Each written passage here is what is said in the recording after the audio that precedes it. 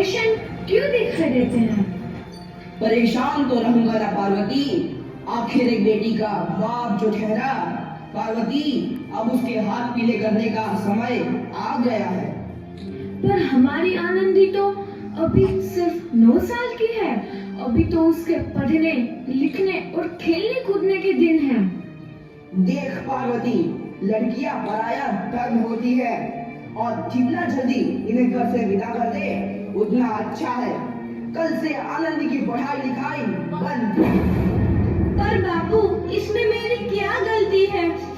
आप मुझे पढ़ाई करने क्यों नहीं देते? तेरी गलती है कि तू एक लड़की है। लड़का होती तो क्या बापू? लड़का होती तो क्या? ऐ लड़की, ज्यादा जबान ना चला, नहीं तो जबान हलक से खींचकर बाहर निकाल दूंगा। बापू, मैं पढ़ लिख कर कुछ बनना चाहती हूँ। मेरी पढ़ाई ना रोको बापू। आनंदी, तुझे पढ़ना है तो पढ़, लेकिन सारी उम्र बाप की छाती पर ये बोझ बनकर ना बैठ। पर बापू, अभी तो मेरी उम्र पढ़ाई लिखाई की है। मुझे पढ़ लिख कर डॉक्टर बनना है। पढ़ाई पढ़ाई पढ़ाई, आज तो तेरी इन किताबों का काम तमाम करके ही छोड़ूंगा। ये ले। नहीं बापू, मत पढ़ो बापू। छोरी। नहीं बापू, नहीं। बापू, ये तुमने क्या किया? तुमने मेरी इन किताबों को ही नहीं पढ़ा बापू। मेरी किस्मत फाड़ दी, मेरी किस्मत। ये काफी किताबें ना सिर्फ छोरों के हाथ में अच्छी लगती है, लड़कियों के हाथ में तो सिर्फ मेहंदी अच्छी लगती है, मेहंदी। पर बापू, मैं लड़की हूँ तो क्या हुआ? लड़का और लड़की तो हमारी दोनों आंखों के समान होते हैं। चुप कर आनंदी, और यह एहसान मान कि अब तक जिंदा है तू। कहीं बचपन में गला दबाकर मार दिया होता तो यह तेरी बकबक नहीं सुननी पड़ती आज। पर बापू, मुझे चूल्हा जलाना अच्छा ना लगे है। देख छोरी, जितना जल्दी हो तू चूल्हा जलाना सीख ले, उतना ही अच्छा है तेरे लिए। और हाँ, तेरा ब्याह तो होगा, वो भी कल के कल। अपना जीवन है तुम्हारी यही कहानी। आंचल में है दूध और आंखों में है पानी। मुझे माफ कर दे बेटी, तेरे बापू के जिद के आगे मेरी एक न चलेगी। माफ कर दे बेटी, मुझे माफ कर दे। इस प्रकार मात्र 9 वर्ष की छोटी उम्र में आनंदी का विवाह गोपाल राव जोशी से हो गया। बाल विवाह एक सामाजिक कुरीति है और इस कुप्रथा का शिकार होना पड़ा आनंदी को। 5 वर्ष बाद आनंदी 14 साल की हो गई है। उसके घर एक शिशु ने जन्म लिया है। देखते हैं आगे क्या होगा। देखिए ना, इसे क्या हो गया है? इसका माथा तो अंगार की तरफ तप रहा है। इसे तो बहुत तेज बुखार है। आप बिना कुछ भी बोलते हैं। दीजिए मुझे। माधव, जल्दी से वैद्य जी को बुला के लाओ। जी, अभी बुला के लाता हूँ। ये तुम क्या कर रही हो आनंदी? भगवान की विभूति लगा रही हूँ। बस करो आनंदी, ये सब अंधविश्वास है। अरे आप यकीन तो कीजिए, भगवान की कृपा से इसका माथा ठंडा हो रहा है और बुखार भी उतर गया है ना बाबू? देखिए। दीजिए मुझे। उठो बाबू, आंखें खोलो, तुम्हें तुम्हारी माँ बुला रही है। आंखें खोलो, देखिए ना इसे क्या हो गया है। आंखें भी नहीं खोल रहा। आंखें खोलो बेटा। आप चुप क्यों है? आंखें खोलो बेटा, आंखें खोलो। आनंदी, हमारा बेटा कभी आंखें नहीं खोलेगा। नहीं, ऐसा नहीं हो सकता। मेरे बेटे को मुझसे कोई नहीं छीन सकता, कोई नहीं छीन सकता। पागल मत बनो आनंदी। माधव,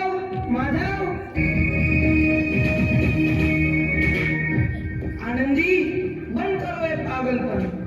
भगवान ने मेरा बच्चा छीन लिया।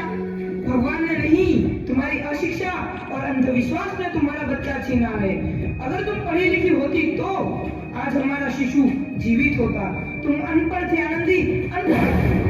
नहीं, अब मैं अनपढ़ नहीं रहूंगी मैं अनपढ़। मैं पढ़ूंगी ताकि कल किसी और आनंदी को इलाज इसके अभाव में अपना बच्चा ना खोना पड़े। शाबाश आनंदी, और यही तुम्हारे अपराध के लिए प्रायश्चित भी है।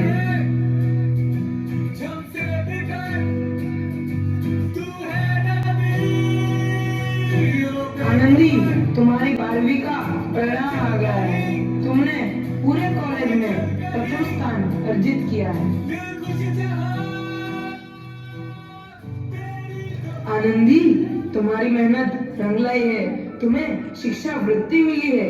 ये लो तुम्हारे अमेरिका जाने की टिकट। मुझे शिक्षा वृत्ति मिल गई, मैं अमेरिका जा रही हूँ। पर ये सब मैं अकेले कैसे कर पाऊंगी? आनंदी, अपने आप को इतना कमजोर क्यों समझ रही हो? फिर इतना पढ़ने लिखने का क्या फायदा? तुम अभी गंवार की गवार नहीं हूँ मैं अब गवार।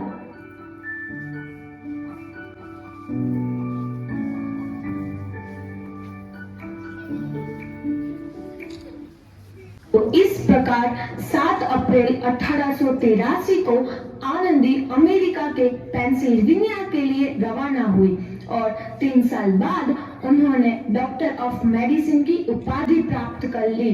इधर आनंदी के पिता की तबीयत बहुत खराब है। आगे क्या होता है देखते हैं। लगता है अब मेरे जाने का समय आ चुका है। अब मैं नहीं बचूंगा। ऐसा मत बोलो। शहर के सिटी हॉस्पिटल में अमेरिका से डिग्री लेकर कोई बड़ा डॉक्टर आया है। एक बार वहाँ चलकर दिखा लेते हैं। हाँ, सही बोला भैया। कम से कम दिल को तसल्ली तो मिल जाएगी। हाँ हाँ, चलो चलो जल्दी हॉस्पिटल चलते हैं।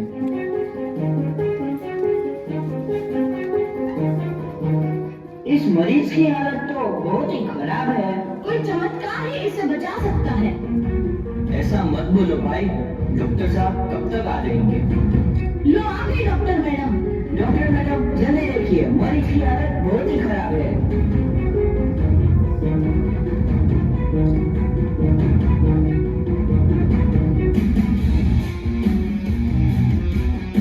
अब आप बिल्कुल ठीक हैं।